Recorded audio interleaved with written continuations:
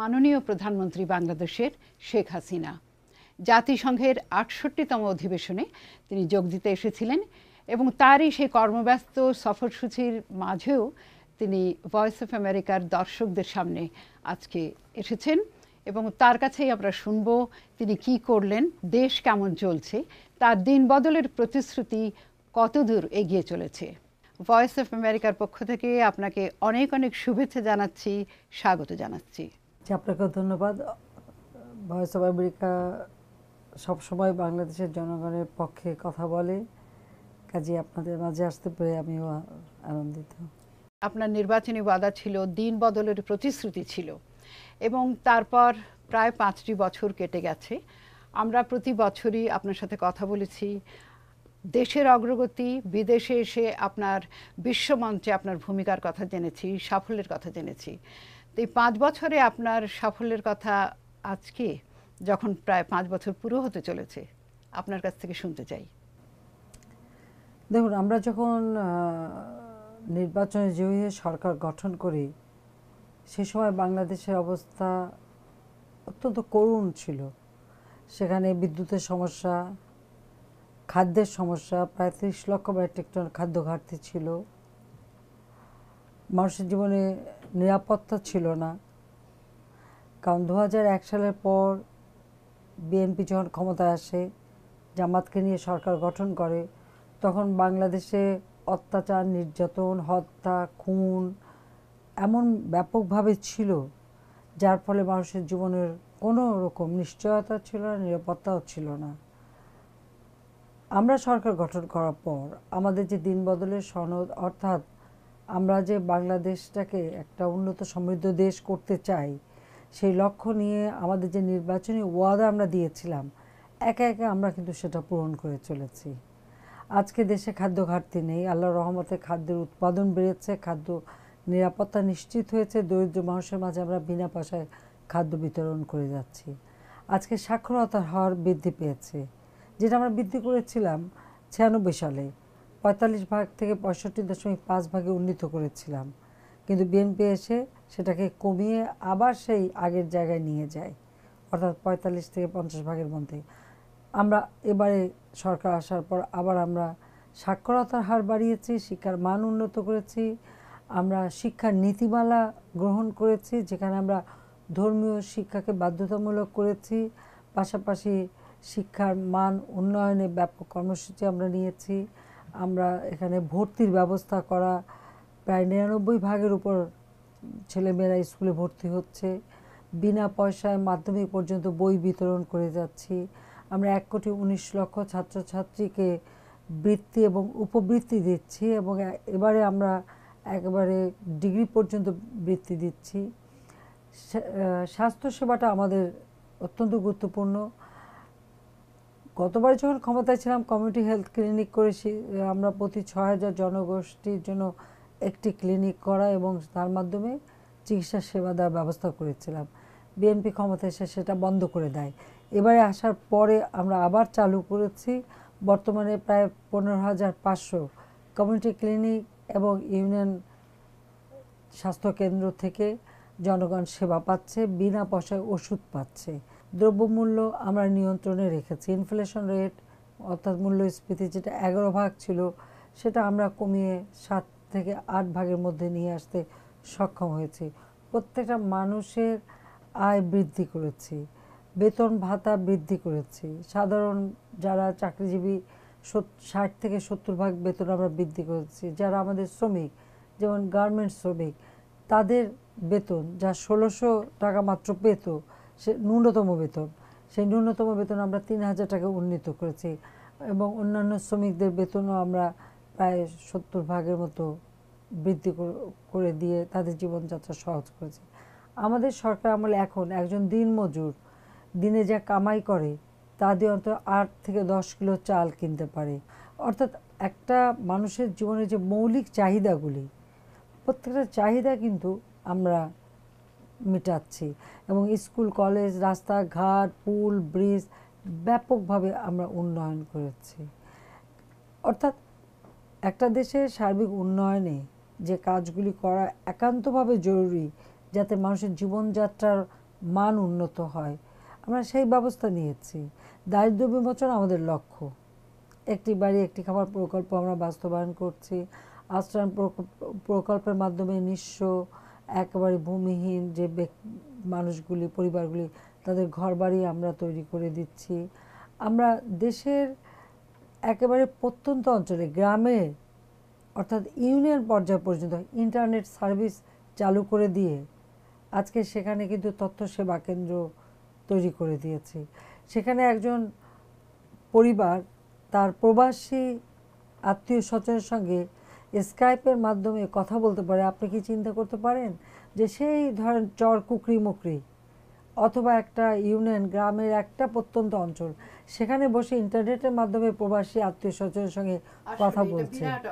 কাজে এভাবে আমরা যে যে ওয়াদাগুলি দিয়েছি একে একে সব আমরা কিন্তু বাস্তবায়ন করে যাচ্ছি। যুদ্ধ অপরাধীদের বিচার শুরু হয়েছে, তবে বেশ কিছুদিন ধরে তা এগিয়ে চলেছে। সে সম্পর্কে অনেক রায়ও বেরিয়েছে। যুদ্ধাপরাধীদের বিচার, তার রায় সম্পর্কেও অনেক আলোচনা সমালোচনা চলছে। আমাদের ওয়াদা ছিল যুদ্ধ অপরাধীদের বিচার, সেই বিচারের কাজ আমরা শুরু করেছি, বিচারের রায়ও আমরা পেতে শুরু করেছি এবং সেটাও ইনশাল্লাহ কার্যকর হবে। অর্থাৎ আমাদের যে অর্জন, আমরা সে বলতে গেলে অনেক সময় লাগবে। বেকার যুবকদের কর্মসংস্থান ব্যবস্থা আমরা ব্যাপকভাবে করেছি। 90 লক্ষ মানুষের কর্মসংস্থান এবং এর মাঝে প্রায় 4.5 লক্ষ মানুষ সরকারি চাকরি পেয়েছে। আমরা কিন্তু সেই ব্যবস্থাটাও করে দিয়েছি। কৃষকরা মাত্র 10 টাকা ব্যাংক অ্যাকাউন্ট খুলতে পারে, সেখানে আমরা তাদের ভর্তুকি দিচ্ছি। আমরা বিদ্যুৎ উৎপাদন, যেটা আমরা 96 সালে 1600 মেগাওয়াট ছিল, আমরা 300 মেগাওয়াটে বৃদ্ধি করেছিলাম। বিএনপি এসে যথারীতি এটা কমিয়ে 3200 মেগাওয়াট করে দেয়। এবারে আমরা প্রায় 9000 মেগাওয়াটের উপরে বিদ্যুৎ উৎপাদন করতে সক্ষমতা অর্জন করেছি। কাজে বিদ্যুৎ সমস্যা, গ্যাসের সমস্যা ইত্যাদি যে সমস্ত সমস্যা ছিল একে একে আমরা কিন্তু দূর করে বিদেশি বিনিয়োগ যাতে আকৃষ্ট হয় সে ব্যবস্থা আমরা করে দিয়েছি। প্রবাসে মানুষ পাঠানো, আগে তো আপনারা জানেন যে নানাভাবে মানুষকে হয়রানি করা। হ্যাঁ, বাংলাদেশের একটি বিরাট সম্পদ এই মানব সম্পদ। অথচ সেই মানুষ আজকে যারা বিদেশে যাবে, ওই তথ্য সেবা কেন্দ্র গ্রামে ইউনিয়নে সেখান থেকে রেজিস্ট্রেশন করতে পারছে। মানে সরকারের সাথে সরকার, যেমন মালয়েশিয়া সরকারের সাথে আমাদের একটা চুক্তি হয়েছে, এরকম অন্যান্য দেশের সাথে আমরা চুক্তি করছি যে সরকারিভাবে মানুষ পাঠাচ্ছি। 30 থেকে 40 হাজার টাকার মধ্যে মানুষ এখন প্রবাসে যেতে পারছে, কাজ করতে পারছে। সেই সুযোগটা আমরা সৃষ্টি করে দিয়েছি। দুর্নীতিকে আমরা নিয়ন্ত্রণ করেছি। এই প্রশ্নটা আপনাকে মাননীয় প্রধানমন্ত্রী আমি এইভাবে করি যে বাংলাদেশের অর্থনৈতিক অগ্রগতি, অর্থনৈতিক সাফল্য যেখানে বিশ্বে, এমনকি যুক্তরাষ্ট্র সহ বিশ্বের বিভিন্ন দেশে অর্থনৈতিক মন্দাবস্থা, তার মধ্যেও বাংলাদেশের অর্থনৈতিক সাফল্য সত্যিই প্রশংসনীয়।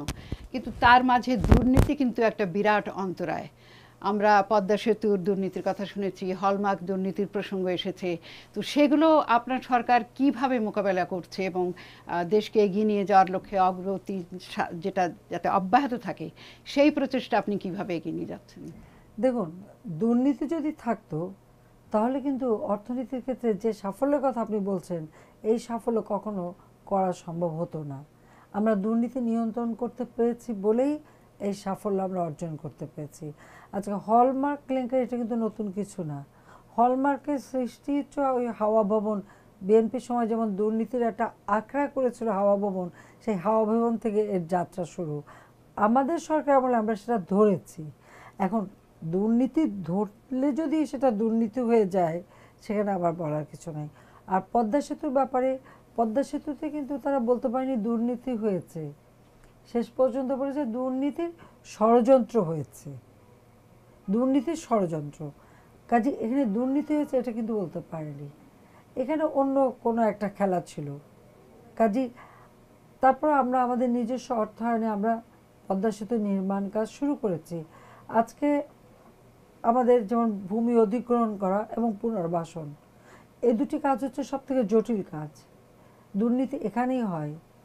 1500 কোটি টাকা আমরা খরচা করেছি, সেখানে কিন্তু 1 পয়সা দুর্নীতি পায় নাই। যেখানে টাকা খরচ হলো সেখানে দুর্নীতি পেল না, আর যেখানে কোনো টাকা দেওয়াই হয়নি, ওয়ার্ল্ড ব্যাংক কোনো টাকাই দেয়নি, টাকা ডিসবার্সমেন্ট হয় নাই, সেখানে দুর্নীতি কি করে হয়?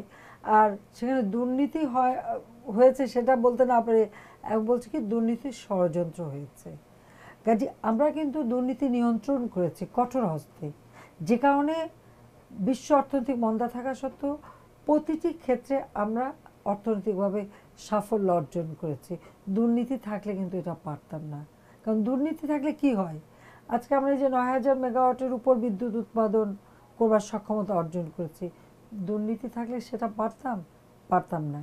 আমি একটা দৃষ্টান্ত দেই, ৯৬ সালে ১৬০০ মেগাওয়াট বিদ্যুৎ উৎপাদন হতো, আমরা সেই বিদ্যুৎ ৪,৩০০ মেগাওয়াট পর্যন্ত উৎপাদন বৃদ্ধি করলাম, আর অনেকগুলি প্রজেক্টের কাজ আমরা শুরু করে দিয়ে গেলাম। বিএনপি সরকার আমলে দুর্নীতি এমন পর্যায়ে গেল যে সেই বিদ্যুৎ উৎপাদন বৃদ্ধি না পেয়ে সেটা কমে ৩,২০০ মেগাওয়াটে চলে গেল। তো দুর্নীতি হলে কিন্তু কমে, বাড়ে না। এই বাস্তবতাটা আপনাকে মনে রাখতে হবে। এখন কিছু না পেয়ে হলমার্ক কেলেঙ্কারি ধরলো কে? ধরলো তো আমাদের সরকার। ওটা না ধরে যদি ওটাকে আরও আমরা প্যাম্পার করতাম, উৎসাহ দিতাম, তাহলে আর এই বদনামটা হতো না। এখন আমাদের অবস্থাটা দাঁড়ালো কি, চোর ধরতে যেয়ে যেন আমরা চোর হলাম, এরকম একটা ভাব। তো এই যে যারা বলে হলমার্ক কেলেঙ্কারি, তাদেরকে আমি জিজ্ঞাসা করি, হলমার্ক তো একদিনে হয়নি। তো এই হলমার্কে এত অনিয়ম যারা এর আগে ক্ষমতায় ছিল তারা ধরেনি কেন? বিএনপির আমলে ধরলো না। তত্ত্বাবধায়ক সরকারের আমল যেটা ছিল, যে একবার এমার্জেন্সি দিয়ে 2টি বছর মিলিটারি ব্যাকড তত্ত্বাবধায়ক সরকার, তারাও তো ধরে নাই। ধরলাম তো আমরা, ধরতে যে দায়টা আমাদের উপর এসে পড়লো। মাননীয় প্রধানমন্ত্রী, আপনার কাছে প্রশ্ন, যুক্তরাষ্ট্র এবং বাংলাদেশের মধ্যে সন্ত্রাস রোধ, সন্ত্রাস দমন সহ বিভিন্ন ক্ষেত্রে অত্যন্ত ঘনিষ্ঠ সহযোগিতার পথ প্রশস্ত করেছেন আপনি, এবং সুন্দর একটি সম্পর্ক গড়ে উঠেছে যুক্তরাষ্ট্রের সাথে। প্রতিবেশী ভারতের সাথেও সম্পর্ক এই অত্যন্ত উন্নত হয়েছে, এবং এবারই আপনার এখানে জাতিসংঘে মনমোহন সিংয়ের সাথে সাক্ষাৎ হয়েছে। তো যুক্তরাষ্ট্রের সাথে বাংলাদেশের সম্পর্ক, সেই সঙ্গে ভারতের সাথে সম্পর্কের উপর যদি আলোকপাত করেন। দেখুন, আমাদের সরকারের একটা নীতি রয়েছে, সেটা হচ্ছে সকলের সাথে বন্ধুত্ব, কারোর সাথে বৈরিতা নয়। আমরা চাই সকলের সাথেই আমাদের একটা সুসম্পর্ক বজায় থাকুক। সেটা যুক্তরাষ্ট্র থেকে নিয়ে শুরু করে বিশ্বের প্রায় সকলের সঙ্গেই আমরা একটা চমৎকার সম্পর্ক গড়ে তুলেছি। আর বিশেষ করে শুধু ভারত না, ভারত, নেপাল, ভুটান, মিয়ানমার, চীন সহ আমাদের ওই অঞ্চলের সকল দেশ, মালয়েশিয়া, ফিলিপাইন, ইন্দোনেশিয়া সহ প্রত্যেকটা দেশের সঙ্গে কিন্তু আমাদের চমৎকার একটা সম্পর্ক বিরাজমান। আমরা সকলের সাথে বন্ধুত্ব চাই, এই কারণে আমরা মনে করি যে আমাদের প্রতিবেশী দেশগুলির সাথে আমাদের একটা সুসম্পর্ক থাকা দরকার। পাশাপাশি আমেরিকা একটা বিরাট দেশ, আমাদের এখানে অনেক আমরা গার্মেন্টস এক্সপোর্ট করি, অন্যান্য জিনিস এক্সপোর্ট করি, আমাদের সাথে একটা অর্থনৈতিক সম্পর্ক রয়েছে। এবং 96 সালে আমেরিকা থেকে কোনো ইনভেস্টমেন্ট কিন্তু বাংলাদেশে ছিল না বলতে গেলে, কারণ তখন মাত্র 20 থেকে 25 মিলিয়ন ইউএস ডলার ইনভেস্টমেন্ট হতো। আমরা সরকার গঠন করার পরে প্রথম আমেরিকা থেকে বিনিয়োগ বাংলাদেশে আসতে শুরু করে।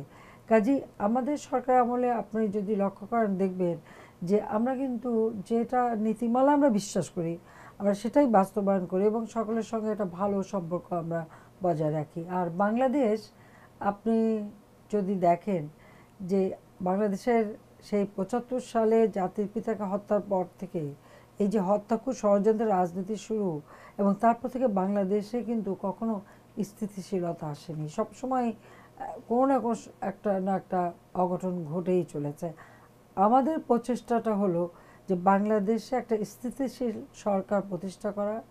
সংবিধান আমাদের একটা পবিত্র আমানত, যে কোনো দেশ তার সংবিধান মেনে চলে, সেই সাংবিধানিক প্রক্রিয়ার মধ্য দিয়ে রাষ্ট্র পরিচালিত হবে এবং মানুষের আর্থসামাজিক উন্নতি হবে।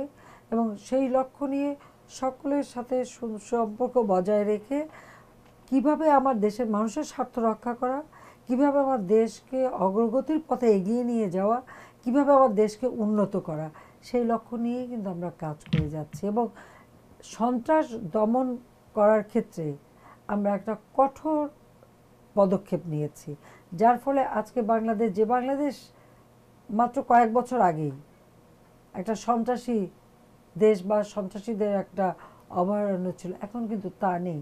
আমরা কঠোর হাতে একদিকে যেমন সন্ত্রাস দমন করে, অপরদিকে দুর্নীতিকে নিয়ন্ত্রণ করে আমরা দেশকে কিন্তু অগ্রগতির পথে নিয়ে যাচ্ছি। সবশেষে আপনাকে একটি প্রশ্ন, জানি যে আপনার অত্যন্ত মূল্যবান সময় আপনি আপনাদের দিচ্ছেন। আগামীতে নির্বাচন আসছে এবং নির্বাচনকে ঘিরে বিরোধী দলগুলোর সঙ্গে একটা রাজনৈতিক অস্থিরতা বলুন, অচলাবস্থার সৃষ্টি হয়েছে। আপনি বলেছেন সুষ্ঠু এবং নিরপেক্ষ নির্বাচন হবে, সেটাই আপনি নিশ্চিত করবেন। তো একটি সুষ্ঠু নিরপেক্ষ নির্বাচন করতে আপনার ভূমিকা, আপনি কি ভূমিকা পালন করবেন সেই ক্ষেত্রে? দেখুন, আমরা সরকার গঠন করার পর প্রায় 5,677টা ইলেকশন হয়েছে, 5,777টা ইলেকশন। এই 5,777টা ইলেকশন, অর্থাৎ এর মধ্যে বাই ইলেকশন আছে, স্থানীয় সরকার নির্বাচন,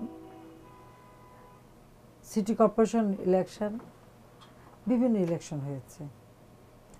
এই 5,777টা ইলেকশনের মধ্য দিয়ে 63,995 জন নির্বাচিত প্রতিনিধি আজকে বাংলাদেশে, অর্থাৎ প্রতিনিয়ত কিছু না কিছু ইলেকশন হচ্ছে, অর্থাৎ আপনি বলতে পারেন প্রায় 64,000 নির্বাচিত প্রতিনিধি এখন বাংলাদেশে।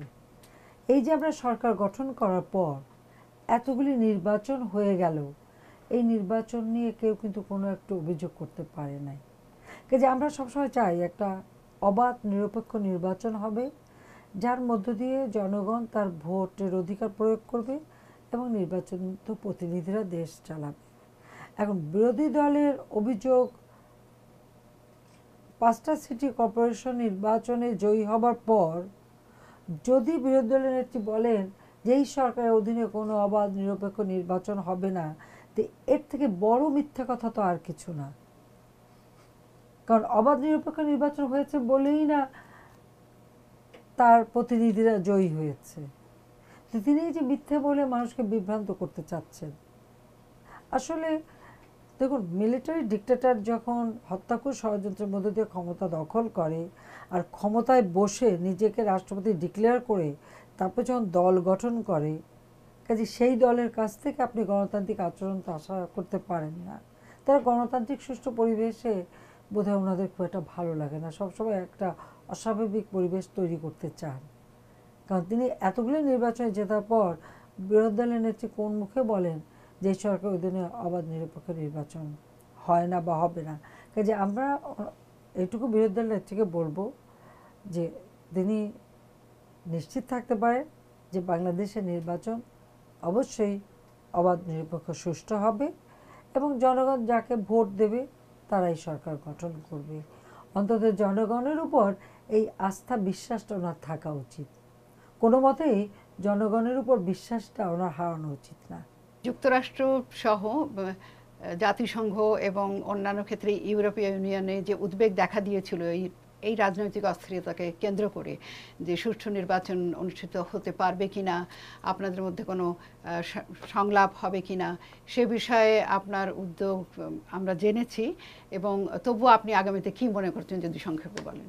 দেখুন, আমাদের বিরোধী দল পার্লামেন্টে একটা অ্যাডজর্নমেন্ট মোশন নিয়ে আসলো যে তারা নির্বাচন সংক্রান্ত বিষয়ে আলোচনা করতে চায়, অর্থাৎ মুলতবি প্রস্তাব।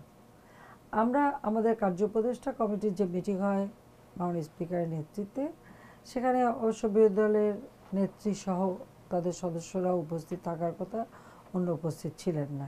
তারপরেও আমরা কিন্তু তাদের প্রস্তাবটা মেনে নিলাম এবং নির্বাচনটা মানে আলোচনাটা যাতে হয় নির্বাচন বিষয়ে, আমরা রাজি হলাম যে মুলতবি প্রস্তাব আমরা গ্রহণ করব এবং আলোচনা করব। একটি তারিখ নির্দিষ্ট করবার জন্য মাননীয় স্পিকার উদ্যোগ নিলেন, যে মুহূর্তে উদ্যোগ নিলেন সেই মুহূর্তে তারা সেই প্রস্তাবটা প্রত্যাহার করে নিল। এই প্রত্যাহারের মাধ্যমে এই কথাটাই প্রতীয়মান হয় যে কোনো রকম আলোচনা হোক, এটা বোধহয় বিরোধী দলের নেত্রী চান না, নইলে এই প্রস্তাবটা তিনি প্রত্যাহার করলেন কেন। আমি ওনাকে আহ্বান জানাবো উনি পার্লামেন্টে আসুন, উনি কি চান সেটা উনি বলুক, যে কীভাবে ইলেকশন করতে চান, ইলেকশন অবাধ নিরপেক্ষ আদৌ হবে কিনা বা কি, কোথাও ওনার অসুবিধা। উনি এতগুলি সিটি কর্পোরেশন ইলেকশনে জেতার পর তার এই যে অভিযোগগুলি, এটা যে এতই অমূলক, এটা তো প্রমাণিত সত্য। আজকে আপনি ভয়েস অফ আমেরিকায় সময় দিলেন, আপনাকে অনেক অনেক ধন্যবাদ। আপনাকে ধন্যবাদ জানাচ্ছি এবং আপনার মাধ্যমে ভয়েস অফ আমেরিকার সকল দর্শক শ্রোতাকে আমি আমার আন্তরিক শুভেচ্ছা জানাচ্ছি, ধন্যবাদ জানাচ্ছি এবং সকলের দোয়া চাচ্ছি।